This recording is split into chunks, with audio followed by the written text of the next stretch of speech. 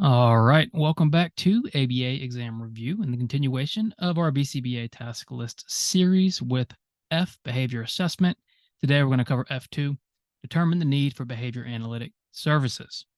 Now, like some recent ideas we've covered, this is another task list item that is very abstract and requires some thought on your part. You really need to consider these ideas when we're approaching questions on the exam. This is not one of those ideas or concepts where you can look up a definition and just apply the definition, because the need for behavior analytic services can be very subjective and it's going to require some analysis on your part. So today we're going to be asking several questions that behavior analysts should ask themselves prior to starting services. As always, check out behavioranalyststudy.com for all of our study materials. Subscribe if you have not already. We post a new task list video every Sunday, plus our exam and question videos at the end of every week. As always, let us know when you pass so we can include you in the Sunday shout out. Work hard, study hard. Let's get going. All right, F2, the need for behavior analytic services. So there are several factors an analyst should consider prior to starting services. Now, immediately people jump to social validity and the meaningfulness of behavior, which, don't get us wrong, is very important. But we're going to talk about that primarily in F3. Let's consider some other factors we want to think about before we start services. One, and this is obvious, it's the item, is there even a need for services? Why were they referred to you? Were they referred by a psychologist, a pediatrician? Did they find you online? What is the reason they are there? And you want to really get down into this issue, not just, well, my kid engages in problem behavior, blah, blah, blah, blah. Okay. Problem behavior is not inherently an issue because every kid is going to engage in what we would consider problem or challenging behavior at some point in their life. Does the behavior actually require our specialized services? You're a well-trained and very in-demand individual. Take cases that need your services. Every time you take a case, somebody else misses out. Think about that before you take a case. 2, do you have time to take the case? Now, this I feel has gotten better in recent years, but a lot of times analysts are way overworked. You really should only manage a caseload that allows you to fully engage and work with your clients. If you've got 15 clients, that is a lot of clients. You really got to consider, do I even have time for another one? If you're working part-time, do you have time for another one? You don't just take a case because it gives you more billables when available. You take a case if you can fully commit to it, and commitment requires time. So ask yourself, how much time do you have? Do you have the competency to take the case? So many of you are going to be working with kids 2 to 18 with autism. That is generally the demographic we work with as analysts. Now, our field is expanding. You might work in a school. You might work with adults. Whatever you work with, that is totally fine. Make sure you have the competencies and qualifications to do it. If you are an autism specialist, like many of you will be, and you start getting referrals from, let's say, a group home with kids with intellectual disabilities, well, do you have the capability and the competence to work with those kids? Before you start taking those clients, you have to ask yourself that. That is a very important question to consider. 4, does the need for services fall within the scope? So, similar to competency, our scope is behavior. We deal with operant behavior. If you encounter a client who needs psychological help, who needs speech help, who might need motor skills help, who might need medical help, do you have the capacity and the skills and the training to provide what they need? And this all goes back to number 1. Is there even a need for services, or are there other options that you need to exhaust first?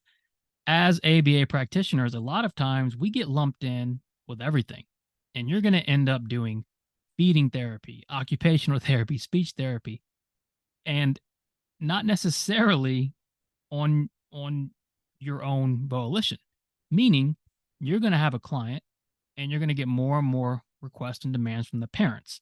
So you've got to be aware of that and you've got to understand what are your limits, especially if they're coming in looking for somebody to say, provide speech training.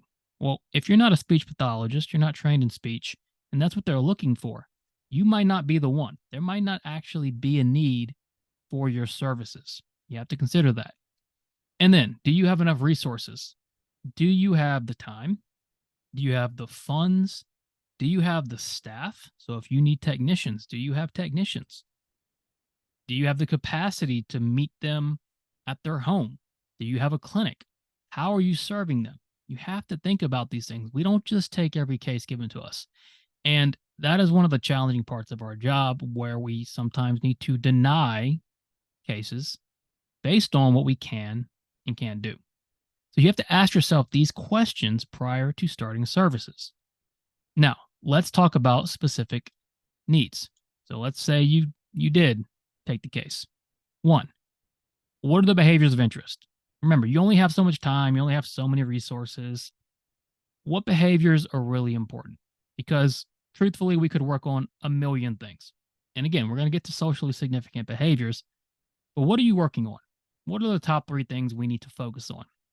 You've got to narrow your scope a little bit with clients, or else you're going to get way too in the weeds and you're never going to get anything accomplished because you're trying to get too much accomplished. So that's a very important thing to consider.